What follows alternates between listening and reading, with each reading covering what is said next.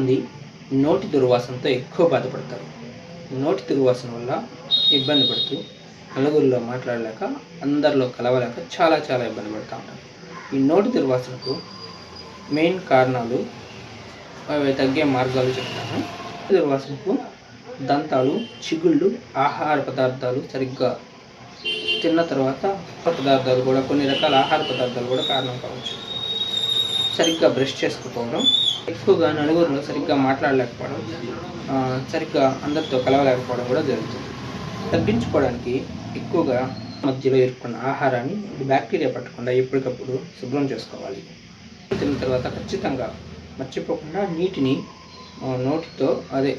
నోటిని శుభ్రం చేసుకొని ఉమ్మేయాలి. రోజుకు 2 సార్లు బ్రష్ చేసుకుని అలవాటు చేసుకోవాలి. దుర్వాసనకు ప్రధాన కారణం బ్యాక్టీరియాను తగ్గించేందుకు ఉప్పు నీటితో ఉమ్మడం వల్ల బ్యాక్టీరియా తగ్గే అవకాశాలు ఎక్కువ ఉంటాయి. ఇలా పుదీనా ఇవి నవ్వులతో ఉండడం కూడా నోటి దుర్వాసనను తగ్గించే అవకాశం ఉంది. బేకింగ్ సోడాలో యాంటీ బ్యాక్టీరియా లక్షణాలు ఉంటాయి. దీన్ని కూడా యూజ్ చేయొచ్చు. యాపిల్, క్యారెట్, పుచ్చకాయ, పైనాపిల్ వంటి పళ్ళు నోటి దుర్వాసనను తగ్గించడంలో ఎక్కువ సహాయపడతాయి.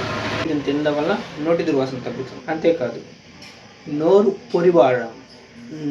పొరిబారడం అనేది కూడా ఈ నోటి దుర్వాసనకు కారణం అవుతుంది. ఎక్కువ నీళ్ళు తరచూ తాగడం వల్ల కూడా నోటి దుర్వాసన తగ్గే అవకాశం ఉంది. ఇలాంటి మంచి వీడియోల కోసం మన ఛానల్ సబ్స్క్రైబ్ చేయండి. Please share and follow.